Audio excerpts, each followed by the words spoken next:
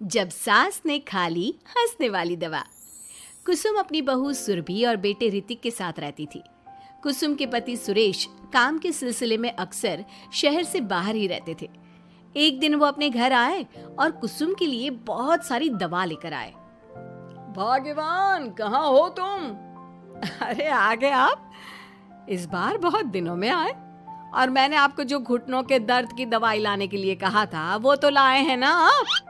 हाँ हाँ, तुमने जो भी कहा था वो सारी चीजें ले आया हूँ। बस अब एक गिलास पानी तो पिला दो। सुरभि, ए सुरभि, एक गिलास पानी तो लाना। सुरभि जल्दी से पानी लेकर आती है। सुरेश सुरभि के सर पर हाथ रखता है और उसका हालचाल पूछता है। बहू, ये तुम्हारी सास के लिए मैं कुछ दवाई लाया था। तुम देख लो ये दवा। तुम्हारी सास तो है बुलक्कड़, किसी और दवाई की जगह कोई और दवाई खा लेगी तो लेने के देने पड़ जाएंगे। सुरेश एक एक करके सुरभि को दवाई बताने लगा। देखो, ये घुटने के दर्द की दवा है। यह घुटनों के दर्द के लिए मालिश का तेल है। रोज रात को मालिश करनी है इससे। ये बीपी की दवा और ये कमर दर्द की। एक दवाई की शीशी हाथ में लेकर कहते हैं। लेकिन ये दवाई किस चीज की है? लगता है मेडिकल वाले ने गलती से दे दिया। सुरेश कुछ दिन अपने घर वालों के साथ रहता है और फिर शहर से बाहर चला जाता है। सुरभि रोज अपनी सास को दवाई दे देती है, लेकिन एक दिन वो घर के काम में बहुत व्यस्त होती है और अपनी सास को दवाई देना भूल जाती है। लगता है सुरभि को आज बहुत ज्यादा काम है। चलो कोई बात नहीं, मैं खुद ही दवा ले लेती हूँ। अरे वाह, ये दवाई तो बहुत स्वादिष्ट है। थोड़ी सी और पी लेती हूँ। इस तरह कुसुम थोड़ी थोड़ी करके हंसने वाली दवाई की पूरी बोतल ही पी लेती है। माँ जी, आज मेरे मायके वाले आ रहे हैं, भैया का फोन आया था। क्या कहा, मायके वाले? अरे तो तू यहाँ क्यों खड़ी है? खाने में कुछ अच्छा सा बना ले। माँ जी, आप इतना हंस क्यों रही हो? आप मेरे मायके वालों का मजाक तो नहीं बना रही हो ना? नहीं नहीं नहीं, मैं कहाँ मजाक बना रही हूँ।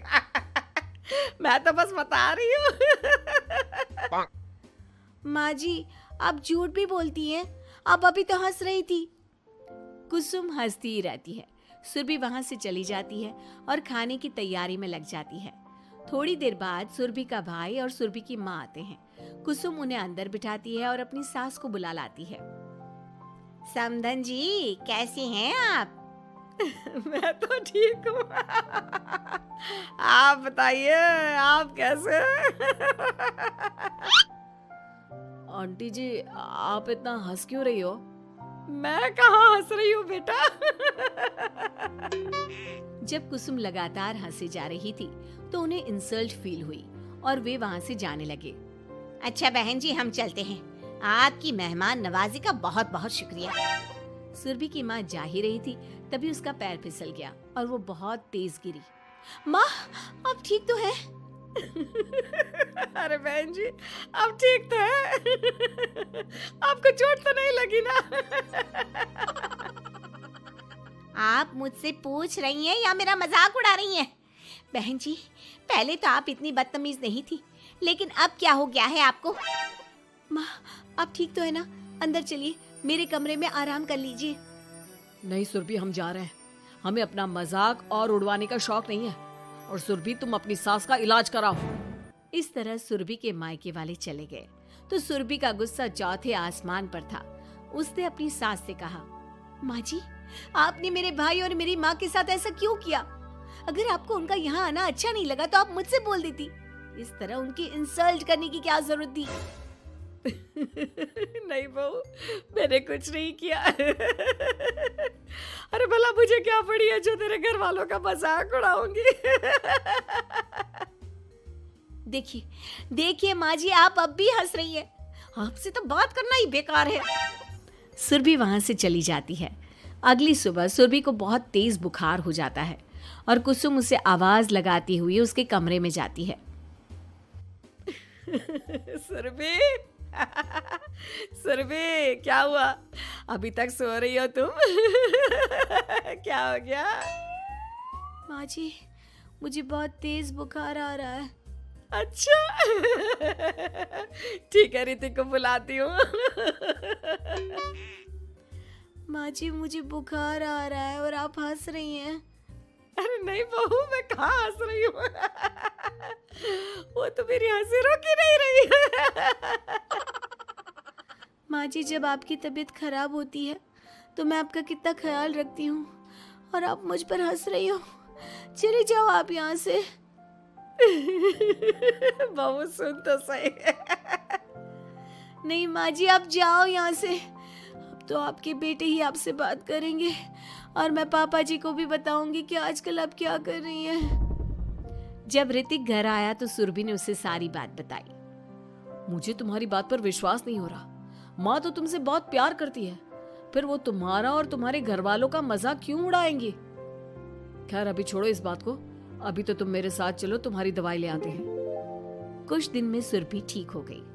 एक दिन ऋतिक को पता चला कि उसके मौसी के बेटे राहुल की तबीयत बहुत खराब है, तो वो अपनी माँ और पत्नी को लेकर हॉस्पिटल पहुंचा। मौसी जी, कैसे हैं राहुल भैया? बेटी, इतने दिन हो गए मेरे राहुल को बीमार हुए, लेकिन उसकी तबीयत में कोई सुधार नहीं आ रहा। अरे छोटी, हुआ क्या है राहुल बेटे को? कुछ बता तो सही। माँ, आप हंस क्यों रही हो? कहाँ हंस रही हो बेटा? मैं तो अपनी बहन के बेटे के लिए परेशान हूँ। माँ, ये क्या तरीका है? रहने दे बेटा, ये तो मैंने सुना था कि मुसीबत में साया भी साथ छोड़कर चला जाता है। आज मैंने देख भी लिया। अरे नहीं बहन, मैंने ऋतिक और राहुल में ना कभी कोई फर्क नहीं किया। फर्क तो दिख रहा है कुसुम दीदी। अगर आपकी बेटे की तबीयत खराब होती तो आप ऐसे हंसती क्या? ऋतिक बेटा, ले जा अपनी माँ को यहाँ से। ऋतिक बहुत गुस्से में अपनी माँ से बात करने लगा, लेकिन कुसुम तो सिर्फ हंसे ही जा रही थी। ऋतिक ने अपने पापा को फोन करके बुलाया और उन्हें सारी बात बता दी। बेटा, तेरी माँ तो अपने घर वालों से बहुत प्यार करती है और वो बहुत समझदार है। वो ऐसी हरकत कभी नहीं कर सकती। जरूर कोई ना कोई बात है। कल मैं उसे डॉक्टर के पास ले जाऊंगा। शाम को खाना खाने के बाद सुरभि कुसुम को दवाई देने के लिए गई तो उसने देखा कि दवाई की वो बोतल तो बिल्कुल खाली थी जो सुरेश गलती से ले आया था। सुरभि ने वो बोतल सबको दिखाई। अरे, ये दवाई तो गलती से आ गई थी और मुझे तो पता भी नहीं कि ये किस मर्ज की दवाई है। कुसुम, क्या तुमने ये दवाई पी थी? हाँ जी, एक दिन जब वो काम में लगी थी ना, तो मैंने ये दवाई पी कर देखी थी। मुझे दवाई बहुत स्वादिष्ट लगी तो मैंने सारी पी ली। माँ, आपको दवाई स्वादिष्ट लगी? अरे आप भी बच्चों जैसी बात करती हो। ऐसे कोई भी दवाई नहीं पीनी चाहिए, इससे कोई बड़ा नुकसान भी हो सकता है। मैं अभी डॉक्टर से पूछ कर आता हूँ। ऋतिक डॉक्टर के पास गया और कुछ देर में वापस घर आकर सबको बताया। माँ ने जो ये दवाई खाई है ना, ये हंसने वाली दवाई है और माँ ने एक साथ बहुत मात्रा में दवाई खाई है, तो इसका असर थोड़े समय तक तो रहेगा। उसके बाद माँ बिल्कुल ठीक हो जाएगी। अच्छा हुआ जो तू डॉक्टर से पूछ कर आया, नहीं तो हंसते हंसते मेरा पेट ही दुख गया है। तुम जब तक पूरी तरह ठीक नहीं हो जाती घर पर ही रहना, और घर पर कोई मेहमान आए तो उससे बात मत करना। आप ठीक कह रहे हो, मैं ऐसा ही करूंगी। अब मैं बिल्कुल हंसूंगी। कुसुम की बात सुनकर सभी हंस पड़े।